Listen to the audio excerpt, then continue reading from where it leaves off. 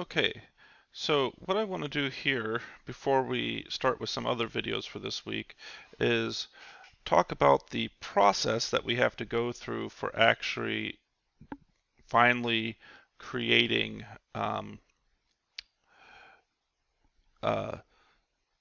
PC board layout. Sorry there. And so first, let's look at it this way. We need to know all parts used on board. This is often referred to as a BOM, BOM, bill of materials. And so it'll list all the components like different resistors, capacitors, things like that. So you need to know all those parts. Then we need to create footprints for each part.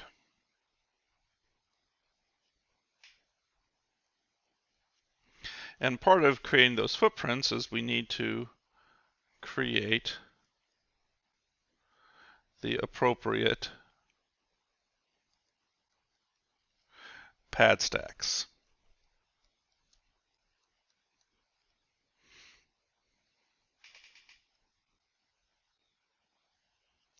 Now, this does not have to be done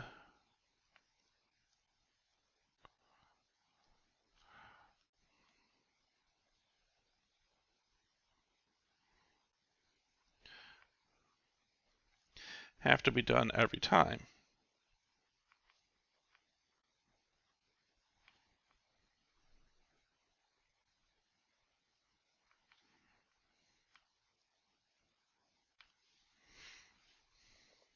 And the reason it doesn't have to be done every time is as you create more pad stacks,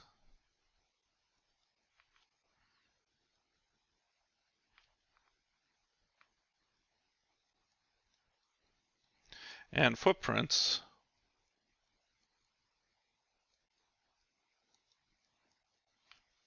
you will be able to reuse them.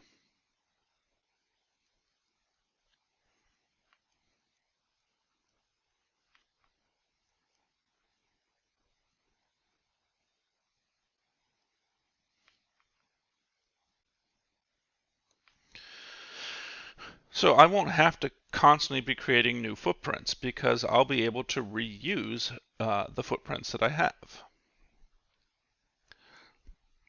Now, there will probably, especially when you work in industry, there will always probably be some footprints you create because one particular company I'm familiar with called L3 Harris, um, the naming convention that they use is they actually create a new footprint for every single part. So if there is a new part that's being used in circuit design, they will create a new footprint for it, even if it's the same footprint that another part has. And what I mean by that is, we've seen several different data sheets that have, for instance, a DIP 8 dual inline package 8 pins. But L3 Harris would have a different footprint for each of those because they would not just have the DIP 8, they would actually put the part number down for that particular footprint in the name as well. And so even to the point of resistors get their own footprint name, like a 1K resistor and a 10K resistor, they're going to look the same as far as the component themselves, as far as the footprint, but L3 Harris gives them a different name. So, but even with that, you would start building up a library of names so that you wouldn't have to constantly be creating everything from scratch. And so for this first one, we're going to work with assuming we have a library of the footprints, and I'm going to post footprints for all of the components you need on Blackboard. using the correct naming conventions that you'll then be able to download to use for your PCB layout. Next is to create a schematic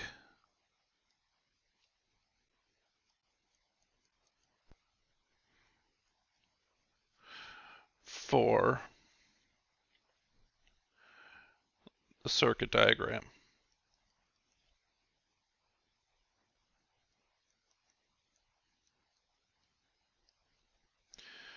And you might say, what do I mean schematic for a circuit diagram? Well, this is going to be very similar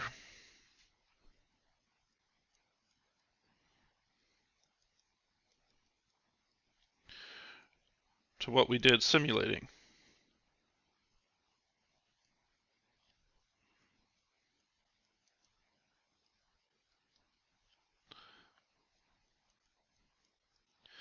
But instead of simulating the circuit, I'm not concerned about simulating the circuit. All I'm concerned about is having a schematic of the circuit. But in addition to having the schematic, the one important thing is there will be connectors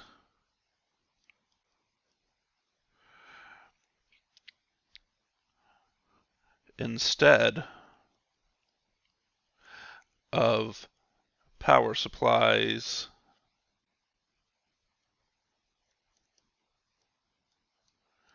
inputs, outputs, etc. So we'll actually have connectors. And so, for instance, we can have a connector for like a male prong plug, or we can have a connector for a female 3-prong plug, or we could have a connector for the USB, or we could even just simply use like a header connector. And when we go through an example, you'll see what I'm referring to.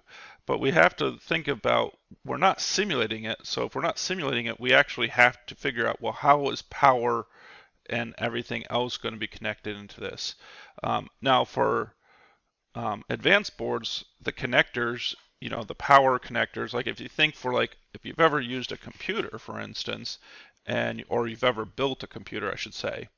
And actually, let me see if I can actually do this here. So let's see if it's got a little glare here. So let me see if I can just open it. There we go. So this is one of my computers that I have here, and it's one of the ones I built. And so this right here, for instance, is got a board on it. It's actually got a board right down here on the bottom side, a PC board. And then it's plugged into my motherboard. But that connector that's plugged into it has data and everything. And then I can also see right here, this connector is actually my power connector going into it. So we have to have these connectors for our boards to get inputs and outputs, which is kind of the data there, or power to the board. And so those connectors are what we're going to need on there as well. So those connectors we never put in for a simulation. In fact, we didn't put the simulation in because we just said, well, it's got 12 volts or it's got 5 volts or whatever voltage. We just said it has the voltage. Okay, well, but now when we're actually building a layout for it, we actually have to put that connector in because we have to get that to the circuit somehow. Okay, so that's a very important part of creating our schematic. And it's also going to be very important. You typically do a lot of notation on the schematic as well. And then once we do that, we're going to have to create something that's called a netlist. And these are actually text files, which I'll show you. And this basically contains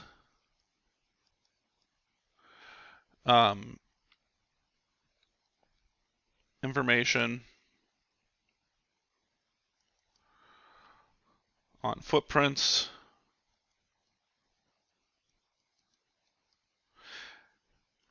and how things are connected.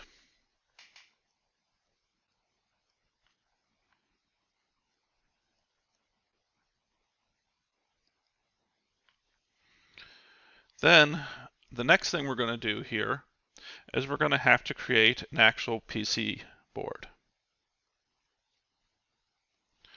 And so if we create a PC board, okay, all well and good, this is going to be a blank one. Then we're going to import our netlist. And I know I'm going through these relatively quickly, but I would encourage you taking notes on this here, because then as we go through it in the videos, you can see, oh, we're checking off all of these different steps here. Okay, import our netlist, and then we're also going to have to place the components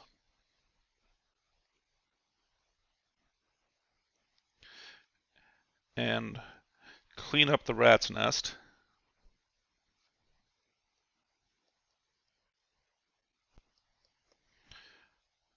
And then we're going to, at this point, we're only going to route the board. For production, we'll actually have to do a couple things, like we'll actually have to generate what are called art films and drill files and everything to actually have a machine actually produce the board. But for right now, we're just going to do the routing of it. So these are kind of a lot of steps here. So you can see again, we've kind of been spending a lot of time on this create footprints, and we're not even really done. We're going to go back and look at footprints again when we get into custom footprints. But I wanted to kind of get us to a point where we could actually see the full process of going from, parts all the way to having a board that's routed. Especially because here in another week or two, we're going to have you guys start soldering for your first project, soldering a board together.